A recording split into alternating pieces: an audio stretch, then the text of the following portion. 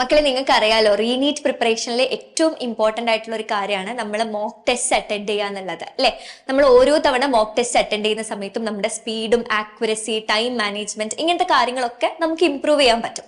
അതുകൊണ്ട് തന്നെ സൈലത്തിന്റെ വിവിധ സെന്ററുകളിലായിട്ട് GIB എക്സാംസ് നടത്തിക്കൊണ്ടിരിക്കുന്നുണ്ട്. അപ്പോൾ ഓൾറെഡി GIB എക്സാംസ് കുട്ടികൾ എഴുതുന്നുണ്ട്. അപ്പൊ അതിന്റെ ലിങ്ക് ഒക്കെ നമ്മൾ ഓൾറെഡി കൊടുത്ത് ലിങ്ക് ക്ലോസ് ചെയ്ത് വെച്ചിരുന്നു.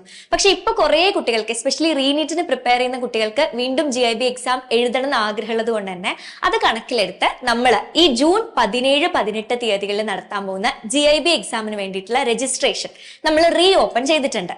സോ റീനീറ്റ് എക്സാമിന് വേണ്ടിയിട്ട് പ്രിപ്പയർ ചെയ്തുകൊണ്ടിരിക്കുന്ന എല്ലാ കുട്ടികളും സൈലത്തിന്റെ GIB എക്സാം എഴുതിയിരിക്കണം.